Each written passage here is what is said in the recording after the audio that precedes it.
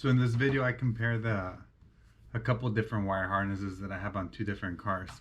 So I have the Highway 15, or the American Autowire wire harness on a Cadillac, on a 1970 Cadillac, which is pretty much the same thing as a 1969 Caddy.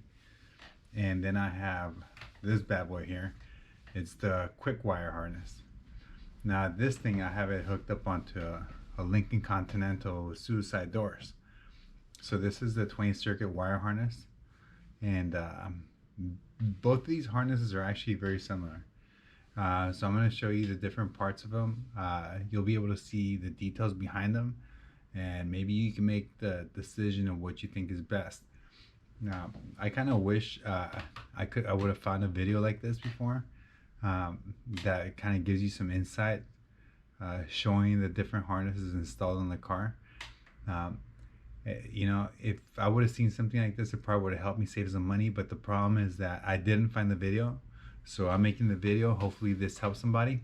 I kind of try to make videos based on what I'm finding, like the stuff that I've actually used, the stuff that's helped me. If I did it myself, I probably recorded it. I always have my camera or some trash out there, so I can record it off the cell phone or whatever it is. So here you see the quick wire harness, and you see the wires coming out of the fuse block. What you'll notice is that every individual wire is actually labeled. That's extremely unique. This is a super clean harness. It's very well organized. It's detailed. It's to the point, and it helps you put your car together quickly. When you're dealing with a wire harness, you don't want to deal with all the drama of wiring. This thing can turn into a giant rat's nest really quickly. The Highway 15, or the American Autowire, is not a bad harness. I mean, both of them pretty much, they look straightforward. They look very similar. There's really not, from just the quick look, they look very similar. But take a look here. That's the quick wire harness. That's sharp. Not just as the wire harness presents well, it also comes with a manual.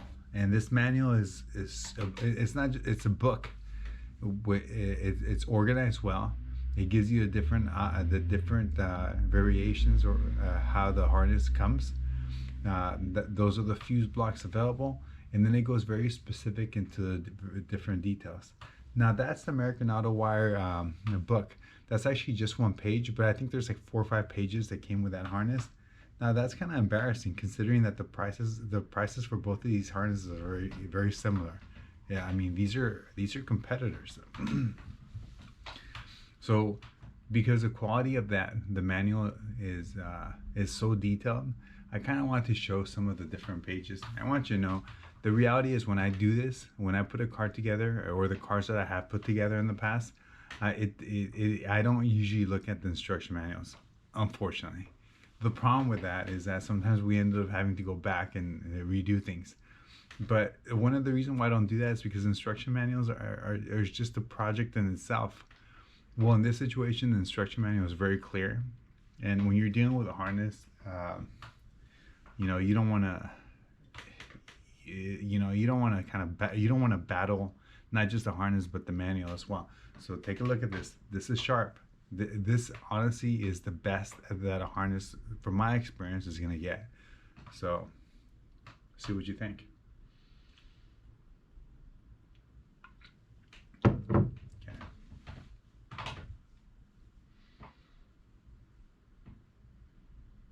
Yeah, so the harness is the manual is pretty detailed. It'll be a specific. It goes wire by wire, the different sections of the car, the lighting, the front lighting, the rear lighting. If you're using the harness to run the engine, that information is going to be there. You can use the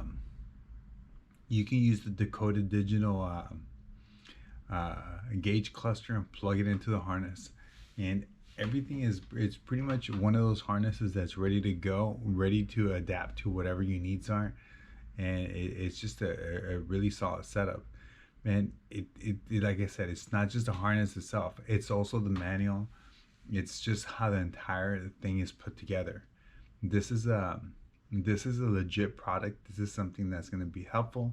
It's gonna make the project go smooth. It's not gonna create another roadblock. And there you go. You saw that piece of paper there? That's the American Autowire. Now that thing's a mess, unfortunately. So take a look.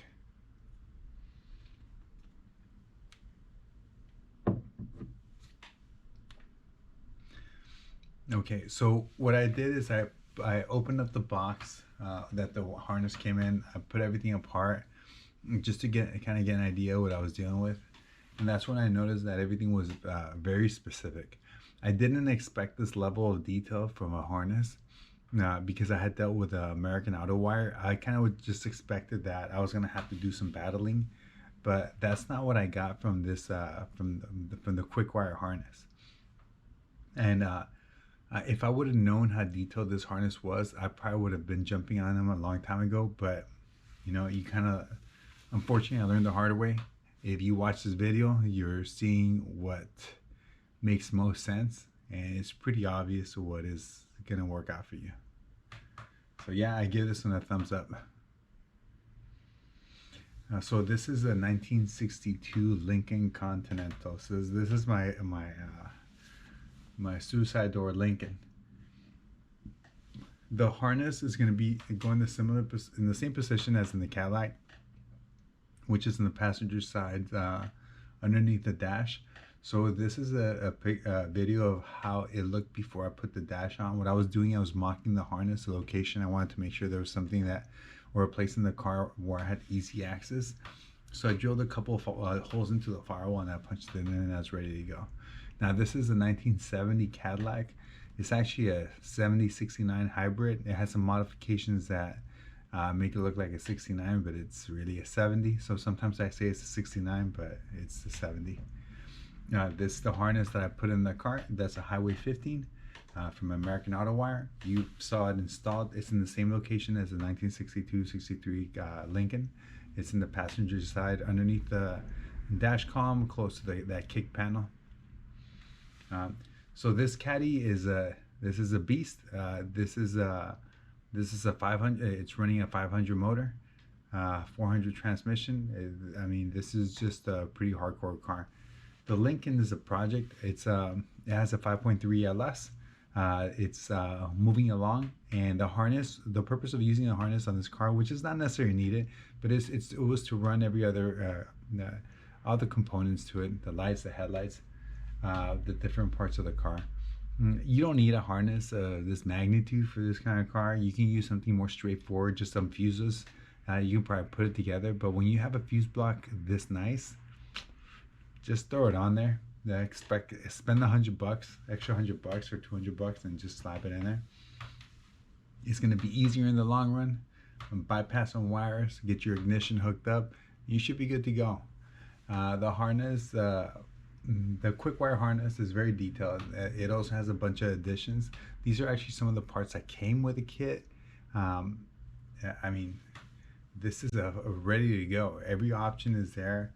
It makes it really easy just to plug and play and just jump into it. Remember that my car has an LS, so this is a 5.3, and I don't necessarily need this harness, but because I found out what the quality of the harness was, I figured, you know what, for this project, I'm just gonna throw it on and just see how it goes. That picture right here is right when I picked up the car. So right there's no motor. It was completely gutted. It was pretty much just a skin and bones. It was a big challenge because I really wasn't sure if I was gonna actually move forward with it. But I kind of been wanting one of these projects for a while. Or, I mean, I have a lot of projects, but I wanted a Lincoln project and just wanted to see if I could put this bad boy together. So far, it's coming along. Yeah, it's taking time. There's a lot of detail to it.